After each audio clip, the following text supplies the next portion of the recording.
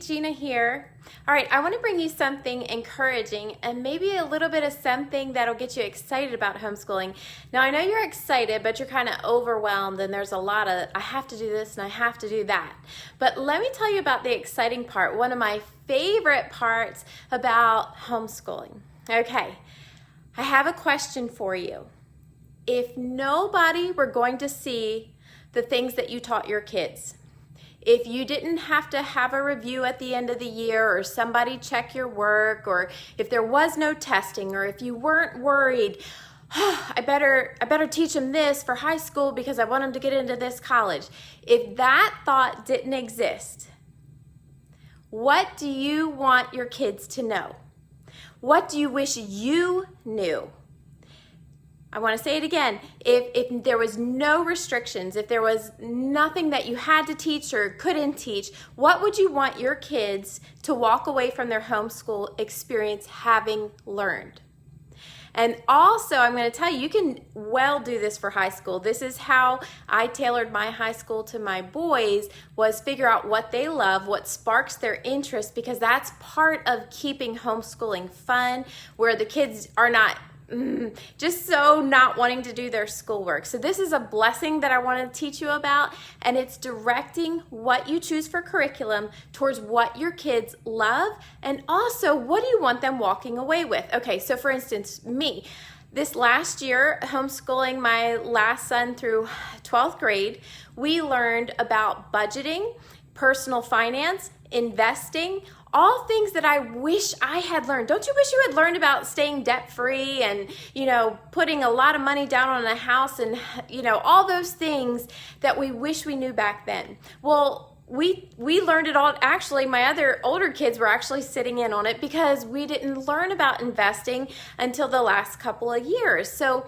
I asked my sons and my husband and a couple other people, what do you wish you had graduated school with? Or what do you wish you had learned while you were still in school? So I'm going to give you a couple examples, okay? And this is exciting. Also on my website, I'm going to have a resources tab, and it's going to be my favorite picks, and I'm going to break it down for elementary, middle, and high. So look for that. All right, other things that they wish they had learned was about persuasive writing. Like my one son, for his business, he writes blogs, and it's just something he's not gifted at, but he wish he knew the basics about it. And then right now, as we're building my website, he's learning about graphic design. He wishes he had learned Adobe. He wishes he had learned about public speaking more. Just graphic design in general. These are all things he's learning now as a 23-year-old, but he wishes that we had made that maybe a high school course or something. That's the beauty of homeschooling. You get to design. You have to cover certain subject areas, but how you cover that subject area is open for so much creativity.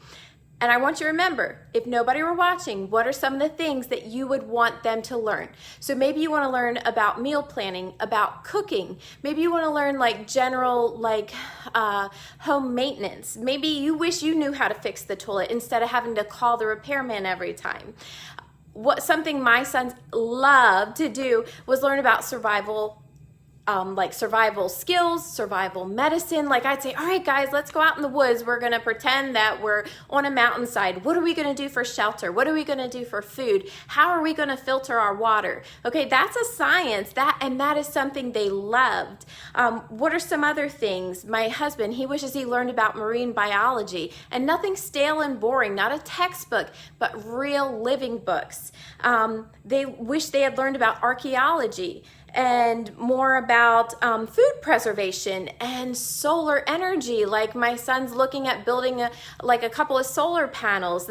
And there's a lot of engineering that goes into that, a lot of math and science. Some other things, let's see, he wishes he had learned more about animal care. Like sometimes we say when we were early on in farming, we wish we knew what the Amish do. Like how did they know how to do this and that and that? And we've been building our skills over the last decade, but still, if we had learned this in high school, it would be like second nature to us. Another thing that I taught my sons, and this is something I think is really missing today, is people skills. When my sons were in high school, we did this great book from 1930s. It's called How to Win Friends and Influence People. Now, it sounds bad because in the current age, people take advantage. But this book was truly written like, how do you put others first? How do you first develop a rapport with people? How do you talk to people? How do you look them in the eyes? Shake hands with them? All of the people skills that sometimes in our culture, they're sometimes a little bit lacking. And don't you wish that was a class that you had in high school, or that other people around you had? Like just basic manners. That's another class that we did as part of our health, was manners for children, about how to answer the phone, how to answer the door, how to take a message, all of those things. So I want to encourage you, it's something exciting. What piques your interest? What piques their interest? And that's the kind of thing that I'm going to keep teaching you about, is designing the curriculum not to be stale and boring, but to be exciting. And that's one of the keys to keep your kids interested. All right, guys, I hope this was helpful. If it was, if you know somebody that this will bless, share it with them. All right, I'll see you soon.